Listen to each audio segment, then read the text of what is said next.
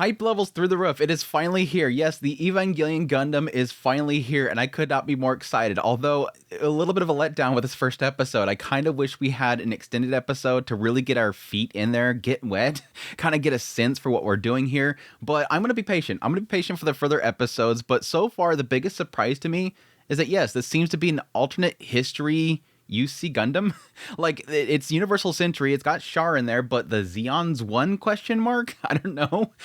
We'll have to wait and see, but so far it has been visually appealing, although I'm a little bit let down on the animation itself. It feels like some cuts are missing, although it seems purposeful because, again, this was already in theaters a long time ago. I don't know. I'm hoping this is not a sign as to what's to come, and hopefully it gets better, but so far, I'm still going to keep my hype levels up. Because yes, we have Hideaki Anno from Evangelion on board. We got the mecha designer from Evangelion. We got the script and series composition being done by the Evangelion writer. We have the Evangelion team on here, with Take as well doing the character designs, which I absolutely love. So let's just get into my first impressions of the series. GQuuuuuuX opens up in Side 6, which is a space colony, and we find out very quickly that apparently the Zeon forces actually won. We have some remnants of the Federation forces here and there, but currently in Side 6, this is a sovereign nation, and the Zeon forces are coming there in order to aid with something. Apparently, they are looking for a red mobile suit that could possibly be a Gundam, and they're currently looking for it. On the other side of the story, we follow a kid named Amate, and at some point she has a run-in with some girl that's running away from the police forces. They end up bumping into each other. Later on, she kind of has a little bit of an inner dialogue about the fact that, you know, she's grown up in the space colony, and how people that grow up in space colonies never get a sense for things like real gravity, a real sky. They never get to see the heavens above them. It's always below their feet or whatever. And she kind of has the desire to see real things, like a real sea, not a fake one. Well, at some point she realized there was an object that was placed inside of her bag when she bumped into that girl. She looks it up on the internet to find out what it is, and it ends up being an installer key. See, in this universe, regular citizens are actually allowed to have mobile suits, but they're actually turned off from being able to do combat. And this installer key allows it to actually activate the weapons, and so it's pretty much illegal to have. Well, she realized very quickly this girl's probably going to come back for this installer key, so she ends up tricking the girl into stealing her bag and tracking her down before confronting her. This girl ends up being a courier that was actually taking the installer key to this group that actually does mobile suit battles. Even though it's supposed to be illegal, people like to actually duel their mobile suits and do it for money. Amate ends up following the girl to go deliver the install key. When they get there, the people are pretty upset the fact that they heard that this girl that was supposed to be their courier nearly got caught. And while they're bickering on the Zeon side, at some point they end up sending out one of their mobile suits, GQuuuuuX, with their pilot Xavier activating the Saikamu, which is basically a control system that normally they're not allowed to activate because there is a lot of side effects to it, and yes, it requires somebody to be pretty talented and seemingly a new type, which Xavier is apparently supposed to be one. I kind of wanted that now because he never did actually activate it. But yeah, he ends up spotting this red mobile suit, ends up chasing it into the colony right next to where Amate and the rest of them are at. The military police are quickly dispatched. Xavier and the Zeons aren't technically supposed to be dispatching like this, so he decides to go ahead and hide. And Amate kind of witnessing as these military police members come in this area, which is technically housing a lot of refugees, destroying all the houses, she decides to jump into the mobile suit they actually have for their duels and go to attack them. She quickly gets her butt kicked before spotting the GQuuuuuX nearby and jumping into it and activating the SciComm and fighting off all the MP's mobile suits. The interesting thing is, while she's fighting, it does seem like she does activate new type. There is a quick little kind of sense that she does have, and she ends up spotting the red mobile suit. While we don't have the identity of who is in the red mobile suit, there's a lot of speculation that it's the Red Comet, which yes, does start to kind of bring up the question mark if possibly this Red Gundam or the Red Comet itself is out and about, because it does seem like people are looking for Char. Which, yes, for those that know the Universal Century storyline, yes, Char is a very prominent figure in the Zeon side. And that's pretty much the gist of the story so far. There's a lot of underlying plot lines, like, again, the fact that Side 6 is supposed to be a sovereign nation. Even with their sovereignty, there's a lot of refugees that are coming in there. It does seem like the people within the colony itself are mistreating those refugees. There's a sense that even though the Zeon have won, there's still a lot of discrimination and whatnot that's about. Like I alluded to before, Amate seems to have a lot of desire in order to, you know, see the universe itself or possibly a real planet, not living in a colony. Shalia, who's leading the Zeon forces that are there, it does seem like he has quite a connection to Char himself, which, yes, he technically was in the original UC as well. They seem to be alluding to the fact that he doesn't believe the war itself is over, even though, again, the Zeon has won. But yeah, my thoughts on the show so far, I am terribly mixed. And a lot of that has to do with the fact that, yeah, we only had one episode with it, and I feel like we didn't really get far enough to really kind of chew into something. I still really do love what they've kind of presented so far, which is the alternate history, universal century kind of thing here. We're establishing that, yes, the Zeon's won. Yeah, for some reason, Char's missing, or they're looking for Char. All that stuff is still right there to kind of grab my attention and kind of say, yeah, the overall plot line's probably going to be pretty interesting. And I think that's a good thing, because I think too much with Gundam Witch of Mercury, it was too focused in on the characters, but not really enough to kind of dig into them to kind of offset that. And here it does feel like they're kind of telling two different stories. The world where the Zeons won, it seems like there's a lot of emphasis to like how even though this is a sovereign nation, it does seem like there is Federation forces there that are trying to live on with their lives, and they're allowed to kind of exist. That, yeah, it does seem like there's still a lot of discrimination. You have this whole sequence where these military police come in and they're causing mayhem because they're just refugees. It's just refugee area. They're illegals, and they're just not having any care for who they could possibly be crushing or killing and destroying their houses and everything. It seems like the quality that some people would expect that would come from Zeon winning for space noise and whatnot didn't really happen. There is a lot of discrimination here despite the Zeons winning. I kind of like that emphasis there, that they're kind of showing that things aren't peachy here, which does kind of beg the question that I have really around the inclusion of Char. Yeah, when I seen him in the previews, I'm like, okay, is that like a drop there just to make people interested in GQuuuuuuX? Like, hey, look, everybody's favorite Gundam character, Char, he's gonna be in this. Don't worry. No, he actually exists. There's a point to him being there. Even the preview, it shows him showing up. Which, yeah, is like my massive question mark there is like, okay, as an alternate history, you see Gundam, what is going on here? Is it a case where the Zeons won and then Char ditched? Is Char not liking the fact that things aren't better now that the Zeon won? It seems to emphasize the preview that he's going to be getting into a white Gundam. Is he going to be piloting a Gundam? Is this a universe where Char just turncoats? Does he not like the Zeons anymore? What's going on? Why are they looking for him? Like, there is an emphasis here that Char was who he was. Like, Shalia in the story does know who Char was, but it seems like they're looking for him. They're assuming this red mobile suit is Char. Is that the Red Comet?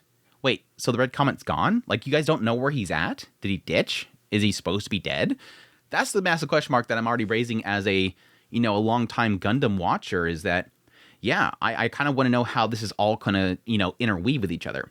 But yeah, at the core, the other side of that story, being around Amate and everything like that, I am curious. I do like Amate's character so far. It does seem like she's a dreamer. She's somebody that's seeking something out. It seems like a lot of emphasis is given to the idea of those that are raised in a space colony don't know what real gravity is. So my assumption is that she wants to see the heavens. She wants to see the sky. She wants to go into a real ocean. She wants to experience real gravity. And that's probably going to play to her character and the idea of her wanting to get into one of these mobile suits and go out and travel.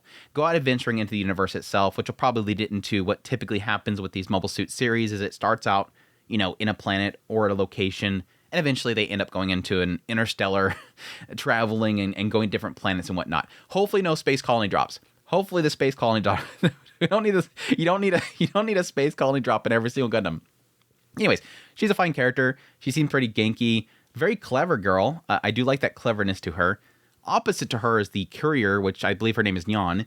She's okay so far. She seems very reserved. She's doing a job that doesn't seem like she should be doing. Like doesn't seem like she's very good at her job. She does acknowledge that it's a good job for her age, but doesn't seem like she's very good at it. Like, even the other people are criticizing her. Couriers don't get caught. You almost got caught. You're kind of bad at this. But it does seem like there's a emphasis here again that she is a refugee, that she's part of the people that are there, and it's probably she's being forced to do it because she has no other way of making money. So she's doing this job. But it doesn't seem like it's her style deal. Like, she could barely even press the button to go to deliver. Amate's got to do it for her. Don't worry, I'll do it for you. Here, come in here. Here, give him their thing. So I'll be interested to see more about what she's about and why she's so reserved, why she's afraid or whatever. I'm sure that Amate will help bring that out of her. You're already developing that Yuri between the two of them. The rest of the characters, okay. Nothing really to kind of drive home about. Xavier, very interested in his character. It seems, I don't think that he'll be present much in the future. I'm assuming that now he lost his mobile suit Gundam. He's probably just a nothing character. But it seemed like it was trying to emphasize that this guy he's a new type, But with the lack of response to him being a new type, when Shalia asked about it, and the fact that he wasn't able to activate the Psycom, I don't think he was. I think he maybe thought that he was, but he wasn't actually. Opposite to him, it seems like Amate is a new type. Like, she can sense something. I'll be curious as to who's in the Red Gundam. I can assume based on the PV who that might be, but I'll be interested to see what kind of connection that is there. But either way, it's a very interesting start for the characters and what they're going through. Again, I just kind of wish that we got a little bit more. I kind of wish that we had a little bit more, because my fear that I have is to go into a realm of something like Gundam Witch of Mercury, where it gets too focused in on these characters and not really the overall plot line, and gets a little bit too lost, which will work out fine.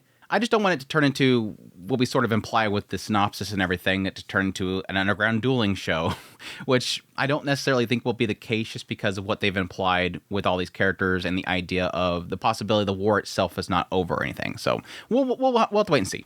Animation-wise, that's where we're probably going to get into me probably being opposite to most people on two fronts. First of all, the visual style, the character designs and whatnot, I adore. I love Katana Katari, I love Take, I love their work, I love their character designs. Yes, I was a little bit hesitant when I seen Char initially in the PVs, because I'm like, it's a very different style than Take's style. How is that going to mesh with each other? But I think they have sort of a lot of different characters that have different styles, that it sort of helps it kind of blend together. I mean, like Shalia and all that kind of stuff, the more square chins and whatnot technically does kind of help it there. But I will admit it's weird in that regard, but it worked. It worked in the end. And then, yes, on top of that, having, everybody with Evangelion involved here, a lot of perspective shots, the visual design, everything just kind of works. Visually, it looks really, really good. Animation-wise, we have a bit of a problem. That's where we have a bit of a problem.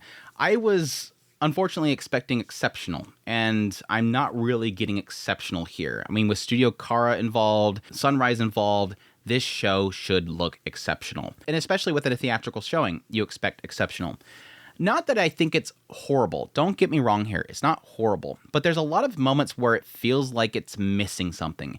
It's missing a shot. It's missing emotion. It's missing something. There's a way heavy reliance on action stills and slow motion panning shots, which I don't really expect from this pedigree. A prime example, the whole sequence where Amate throws the installation key and she jumps on top of that little shrine. And then at some point, it breaks or she slips. I don't know, and that's the problem. It breaks or she slips, and then she goes on top of Nyan. It cuts away, and then she impacts on top of her. It cuts back, and they're on top of each other. That's something I expect from a lot of other properties and a lot of other studios, but not necessarily from them, to not have that in between. You can hear the sound effects, but nothing's happening. And again, that's just one example of many throughout the episode where it felt like something was missing there. An animation was missing there. An in-between was missing here. And I don't know what necessarily was happening there. And that's what really kind of bugs me there. It has me really fearful, if this is present in the first episode, that we're going to see that in coming episodes even more so. Because typically with the first episode, and again, for one that was shown in theaters, you don't expect that. It just seems like there's a lack here and there of real animation. Despite that, everything else looks fantastic. A lot of the shots walking through the different streets and whatnot, it looks beautiful. The show has a great style to it and everything else. Now, the Gundam battles, the mecha battles, the mobile suit battles. There is the meat and potatoes of Mobile Suit Gundam GQuuuuuX and especially Sunrise. And yeah, technically Evangelion. Here I'm very 50-50 on this. Because on one hand, yes, there's some really good fight scenes in here. I love the whole sequence where, even though it's terrifying and sad, where the MPs go and they land right inside the refugee area.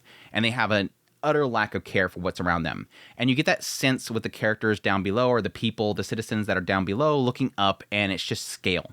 I love that sense of scale, that they're just right above them and they're destroying everything. Stuff's falling all over the place. People are scrambling.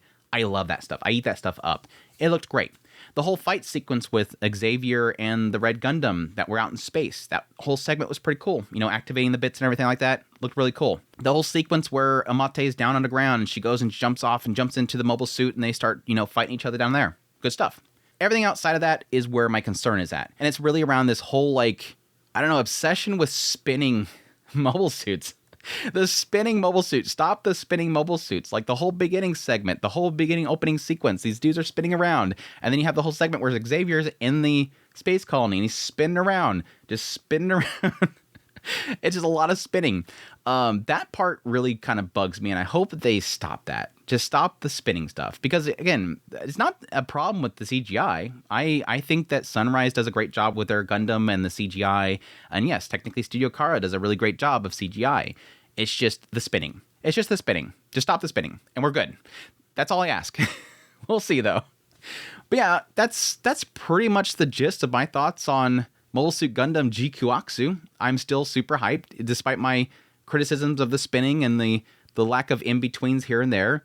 I'm still super pumped for this. I'm just super curious to see what they do with Char. You know, for damn well, they did this whole thing with Char because they're just, you know, egging on the people to watch the show, but I'm super curious to see what happens with Char. We'll be interested to see what happened with Amate and what they do with her story and all that kind of stuff. It's got me, and I'm going to be super excited to see the rest of it. But I hope you guys join me for it. I'll probably be covering this show on a weekly basis. I'm pretty sure, unless, like, just nothing happens in the episodes and I don't really care to talk about it, I'll be here for it. So if you're new here, make sure to subscribe to the channel before you leave so you can get all that content. I'll also be doing first impressions of all the other shows of the season, so definitely stick around. If you like this content and you want to support the channel more, I have links in the script below. Greatly appreciate if it does. And until next time, you'll take care.